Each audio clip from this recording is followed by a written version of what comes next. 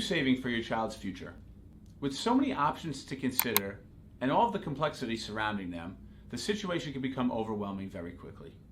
Today I want to go over 5 options that you have to save and invest for your child's future, and I hope to bring some education and help to your situation. First, I want to start by discussing UTMA, Uniform Transfer to Minor Accounts, and UGMA, Uniform Gift to Minor Accounts.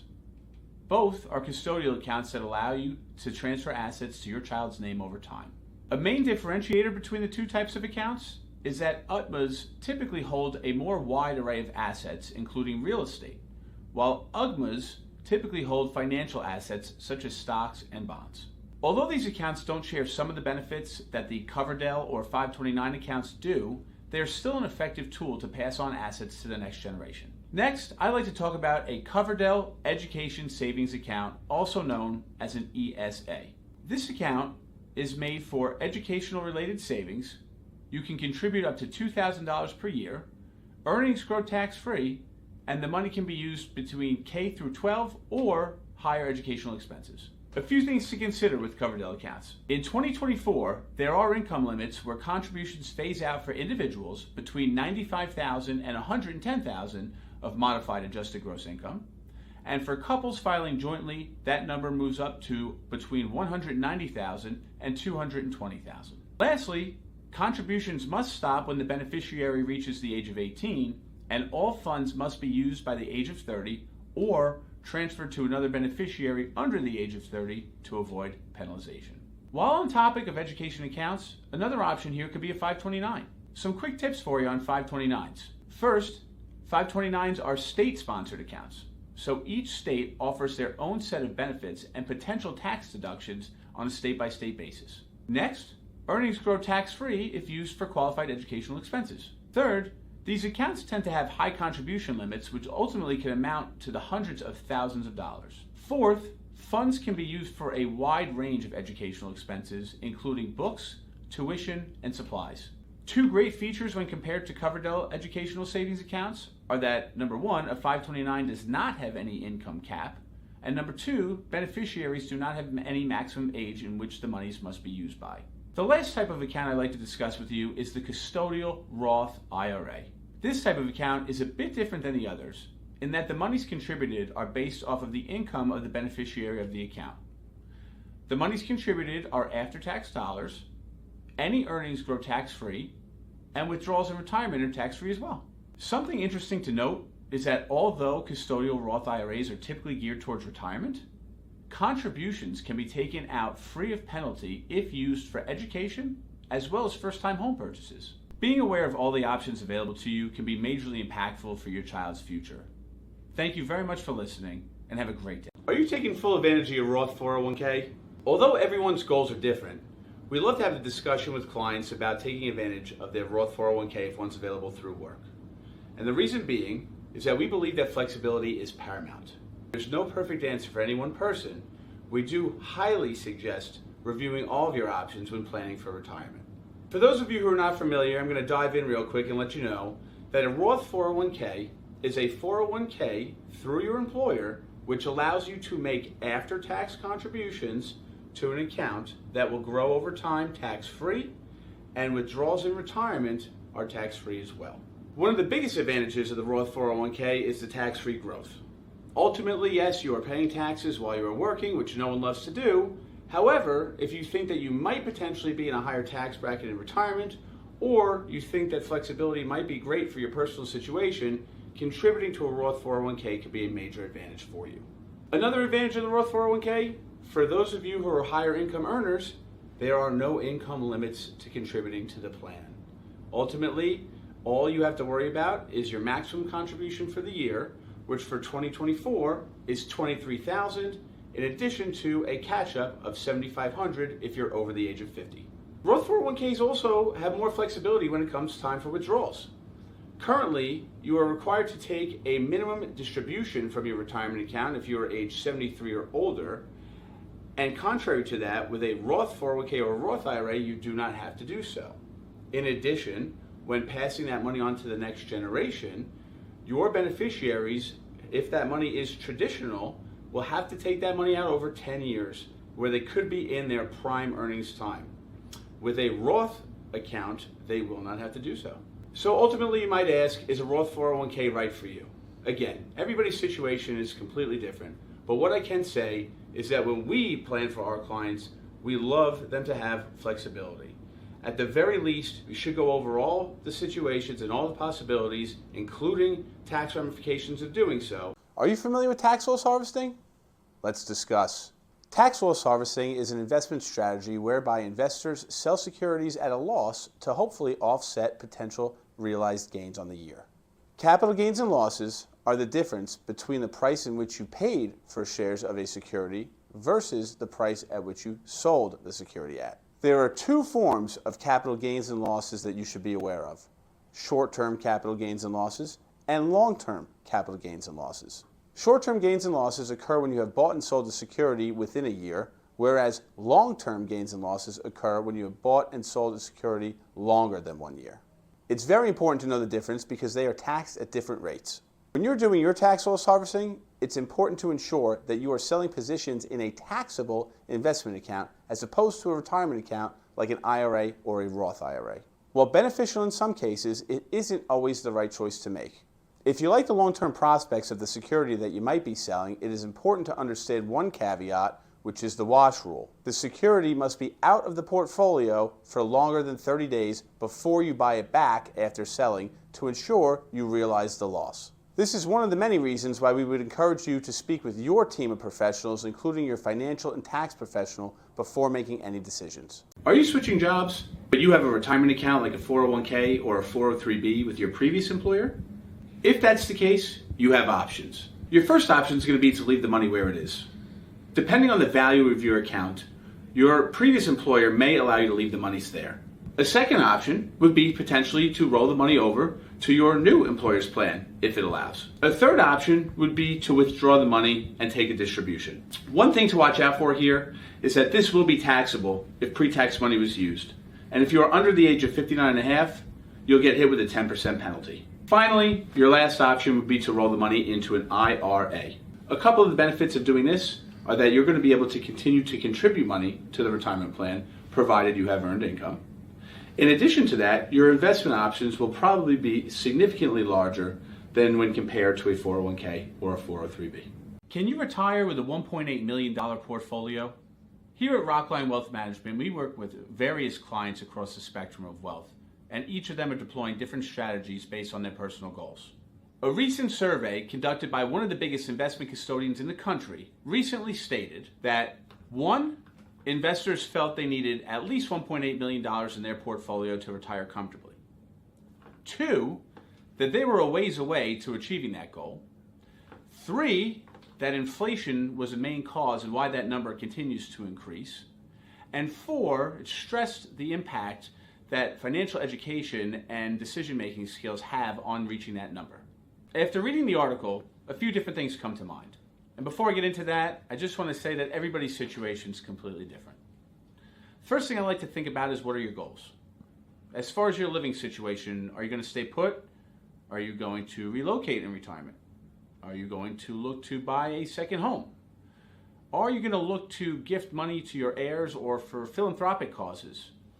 What makes you tick? The second factor here is your withdrawal strategy.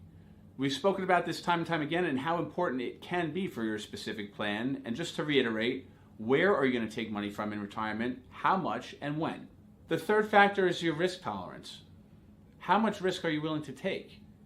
Do you have a sum of money where you feel comfortable being fully invested in the stock market and you say, okay, the volatility does not matter to me over time. I'm passing this on to the next generation or another cause? Or do you feel the other way, in the opposite side of the spectrum, where you say, okay, I have enough money to achieve my goals here. I don't really want to take any risk because it might keep me up at night. I think overwhelmingly what this study shows is at the end of the day, many investors are very uncertain as to where they stand with the money that they've saved over the course of their lives. Whether you want to go at it alone and educate yourself or potentially even work with a professional, I think that highlighting financial wellness and financial literacy over the course of your career is one of the best investments that you can possibly make. Right now, there are more than 70 million Americans taking some form of Social Security, and it's a topic we are constantly speaking with our clients about. Social Security provides benefits for retirement, aid for dependent children, and insurance for the unemployed. Having a good understanding of how it could impact your situation could be a major advantage for you, or at the very least, give you some peace of mind. The first thing that you need to understand about Social Security is that benefit claims depend on your age. You can start making your claim at age 62. You can wait to full retirement, which is right around age 66 or 67, and you can even delay up to age 70. Something to be aware of, though, is that if you decide to claim Social Security before the age of full retirement, you will receive a reduced benefit. However, if you decide to wait until after full retirement, you will receive an 8% increase per year up to age 70. A couple of reasons why you might choose to take Social Security early. Number one, you have an income shortfall. Number two, you feel like you might not be in the best of health. Or number three, you might want to use it as a supplement for your income needs and allow your other investments potentially to grow over time. A couple of reasons why you might choose to wait include number one, you might want to keep working. Number two, you might not need the income. And number three, you feel like you might live a long, healthy life and you have time to wait to really maximize those benefits. Another integral part in developing your Social Security strategy is understanding that you may have to pay tax on a portion of your benefit. Currently, the Social Security Administration requires single filers with combined income of more than $25,000 per year to pay tax on a portion of their benefit. In addition, married filers filing jointly are required to pay tax on a portion of their benefit if their combined income exceeds $32,000 per year. If there is a bit of a silver lining here, it's the fact that only 85% maximum of your benefit is eligible to be taxed. Lastly, I'd like to speak about spousal and survivor benefits, as there are a couple of caveats. If you're eligible to receive one of two benefits, you will end up receiving the higher of the two. What that means is that a lower earning spouse can earn up to 1/2 of their higher earning spouse's Social Security benefit over time.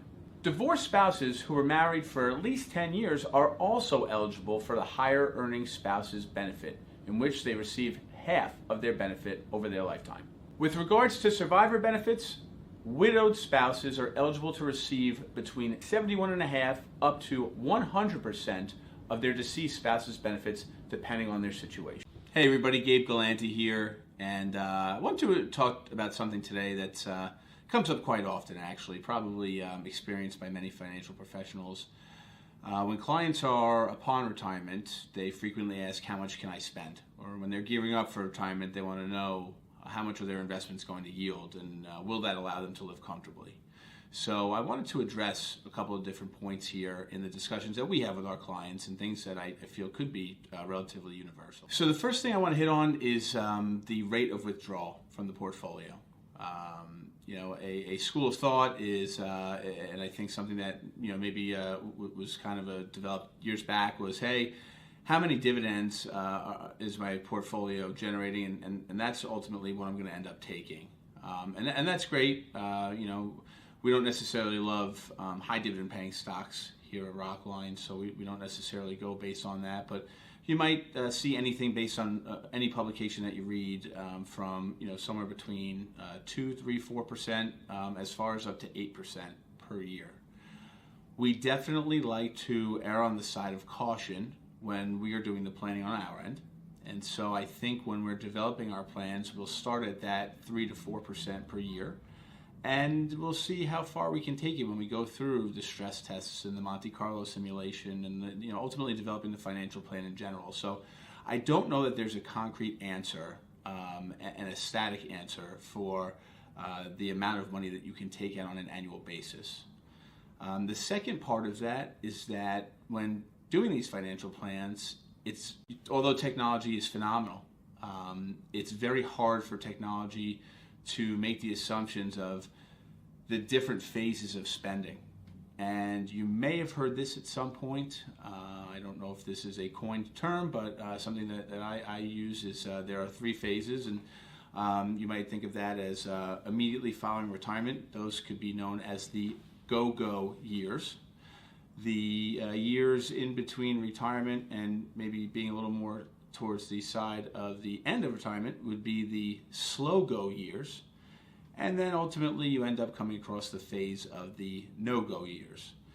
And spending is going to be different across all three phases. Goals are going to be different across all three phases, and your feelings about things such as your legacy are going to be different across all three phases. And that's very, very hard for software to kind of spit out a number, with complete accuracy. So I want that to be made clear. And I think the final point then is to just kind of harp on how important communication is. How important keeping your plan up to date consistently, how important meeting with your trusted advisors, your financial professional, your tax professional, and your attorney, etc.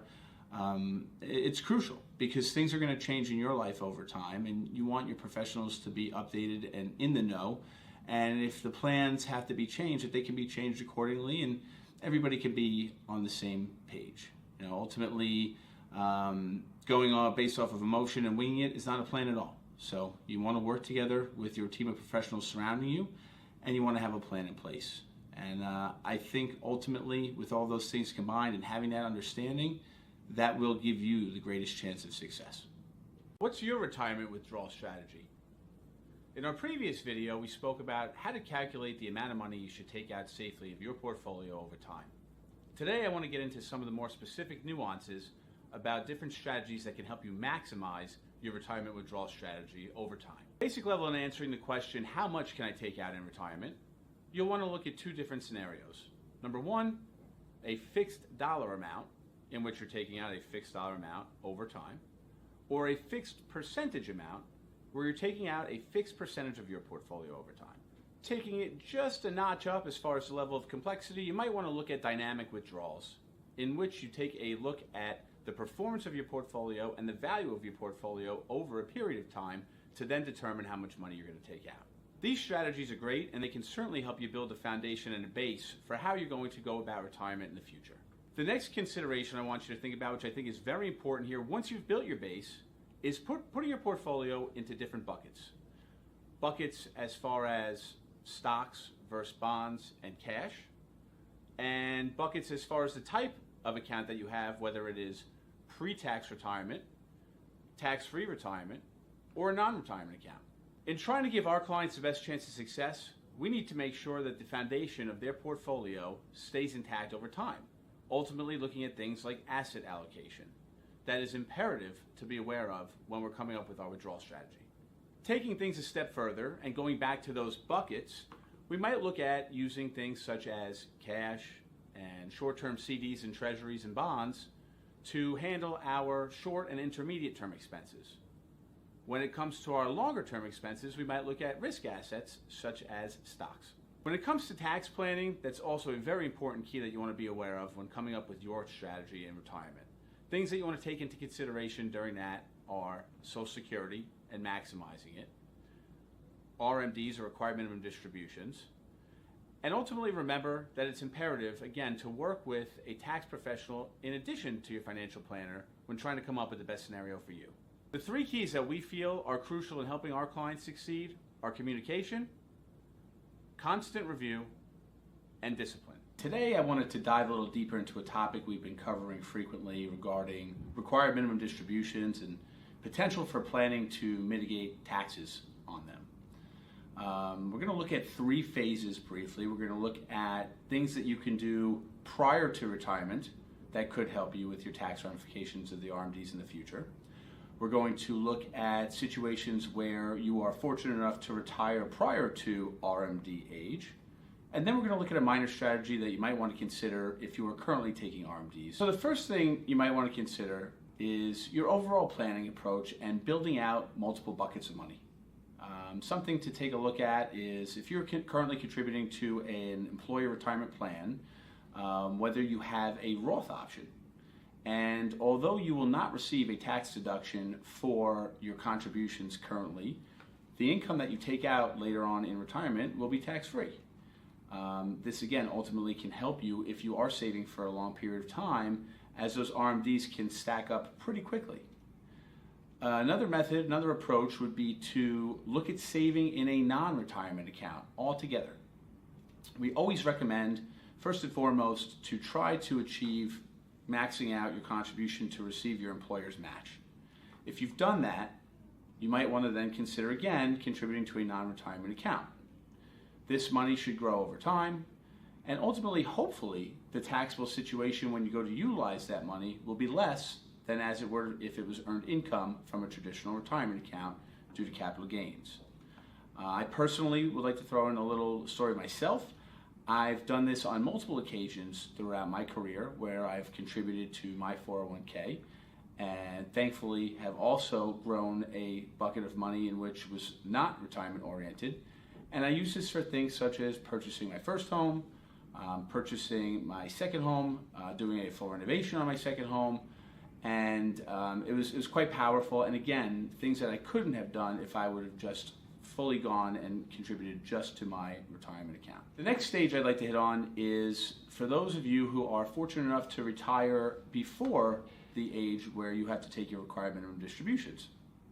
Things you can do here are potentially go forward with Roth conversions, taking portions of your pre-tax money, paying the tax now, and converting that into a Roth account, which again will then grow over time, and anything you take out of that account you can take out tax-free.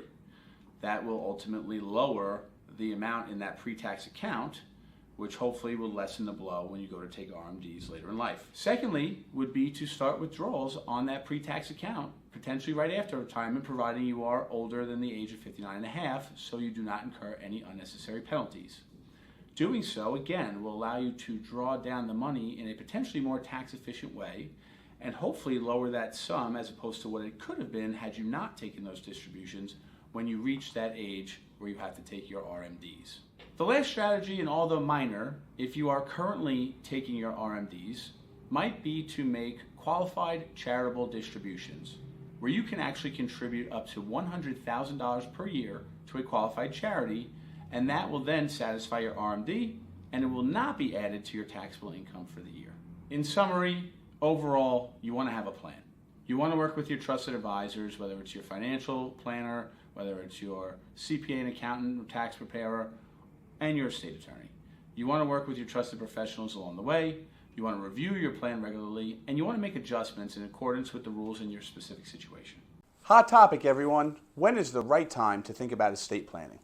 Well, this is going to vary depending on the individual, but here are a couple of key events that might bring the topic to life for you. First, when you get married. When you and your partner tie the knot and start to combine assets, discussing an estate plan might be a crucial step forward towards your future. In case of any unforeseen circumstances, having your true wishes being taken care of and not those of the courts can help you with confidence. Number two, when you have children. Having children can be one of the most rewarding feelings in life, and ensuring that your assets are protected and passed down to the ones that you love the most can be done through estate planning. Number three, when you buy a home. Purchasing a home is a great step forward in life, and properly protecting it through an estate plan should be a necessary consideration for you and your family. And four, if you receive some sort of inheritance. If you're the recipient of an inheritance, whether from a family member or a friend, having an estate plan in place is crucial to ensuring that your wants are met. Of course, there are many other instances where estate planning makes sense, and we would love to have the discussion with you to understand what you have going on and see what might be best for you and your family. We hope this helps. Thank you. When creating your estate plan, you might run into words such as revocable or irrevocable trusts. Let's discuss what they mean and some of the key differences. To start, let's talk about a grantor. A grantor is an individual or entity that creates the trust and then designates the beneficiaries of that trust. Revocable trusts, also known as living trusts, allow the grantor to retain control of the assets during their lifetime. Here, a grantor can alter or revoke the trust, as well as add or remove assets from the trust. This type of trust also avoids probate, which is a long legal process that requires the analysis of a will to ensure it is valid. Upon the grantor's death, the trust would either become irrevocable or terminate. An irrevocable trust, on the other hand, does not allow the grantor to retain control of their assets during their lifetime. Upon signing and executing of the paperwork, the assets listed in the trust are removed from your name and added to ownership by the trust. For this reason, assets held in an irrevocable trust are not usually subject to estate tax as they would be in a revocable trust. Another difference is that once the papers are signed, you do not have the same leeway to change beneficiaries or remove assets in the trust. Any proposed updates would have to go through a legal proceeding before changes were made. There are further details that are important to take into consideration here with your estate plan, and we fully suggest that you speak to your legal and financial professionals for sound advice. During the holiday season, giving back can be one of the most fulfilling things one can do. On top of the pleasure of seeing your gift make an impact in the community through donation, it may also help lower your taxable income on the year. Let's discuss how this works.